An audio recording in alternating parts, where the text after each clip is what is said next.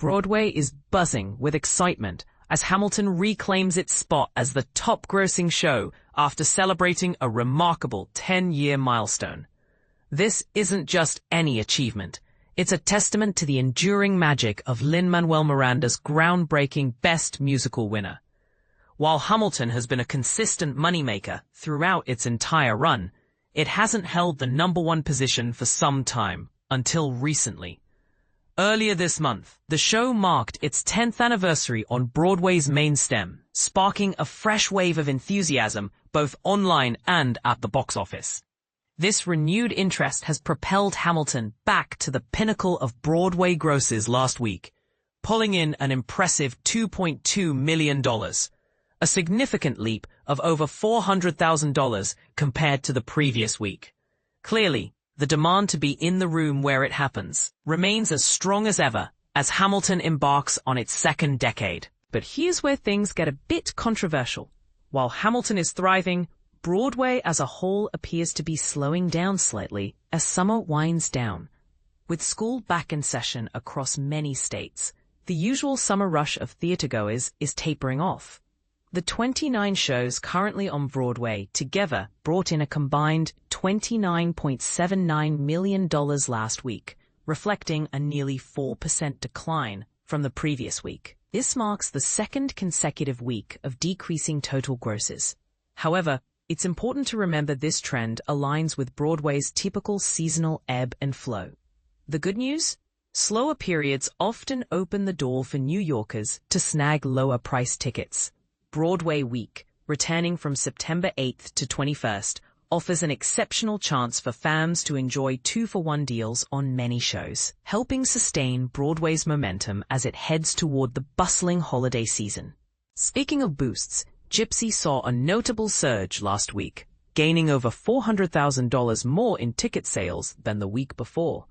This upswing fueled its rise into the top 5 highest-grossing shows for the first time in weeks, largely thanks to audiences eager for a final opportunity to experience 6-time Tony winner Audra McDonald embodying the iconic role of Rose. Though the $1.6 million gross was below the show's peak earlier this year in January, it still felt like a fitting tribute to a legendary performer taking on one of musical theater's most formidable characters. In fact, the past week has favored Broadway's stalwart favorites and revival productions. The top 5 earners, Hamilton, Wicked, The Lion King, Gypsy, and Mamma Mia, are all well-established juggernauts.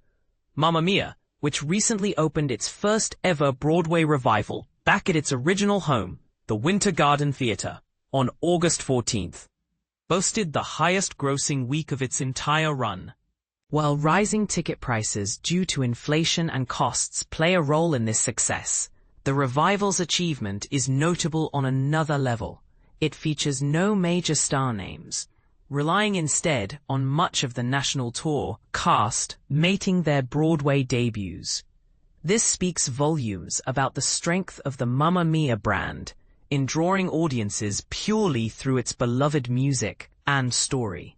Attendance numbers have dipped in line with the box office totals, but remain solid. Last week's audience totaled 245,807, a just over 2% decrease from the previous week. Despite the dip, Broadway's overall seat occupancy stood strong at 88%, a figure that reflects healthy demand, especially given 7 shows managed to sell out every single performance. These sellout sensations include Just in Time, John Proctor is the Villain, Maybe Happy Ending, Hamilton, Mamma Mia, Oh Mary, and Wicked. Meanwhile, the average ticket price held steady at $121.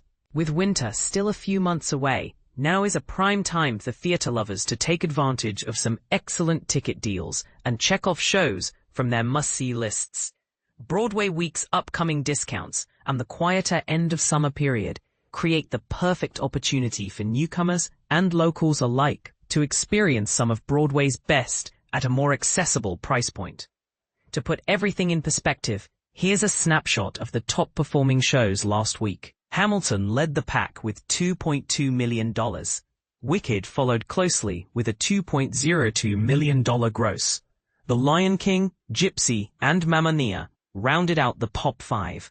Other notable members of the $1 million club, shows earning over $1 million in the past week, include Maybe Happy Ending, Just in Time, Aladdin, Death Becomes Her, MJ the Musical, Oh Mary, The Outsiders, and Harry Potter and the Cursed Child, accounting for 13 of the 29 currently running productions.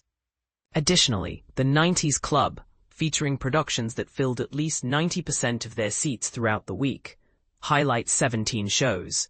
This group includes all the previous names alongside John Proctor as the villain, Purpose, Hadestown, Juliet, Buena Vista Social Club, and Moulin Rouge the Musical. This data invites an intriguing question. With beloved classics and revivals still dominating the box office, is Broadway evolving into a landscape that favors the comfortable and familiar over new original works? Or are these figures simply the natural byproduct of seasonal fluctuations and rising living costs affecting ticket prices? What do you think? Feel free to share your thoughts, agree or disagree, in the comments below. And let's start a lively discussion about the future of Broadway and what it means for audiences and creators alike.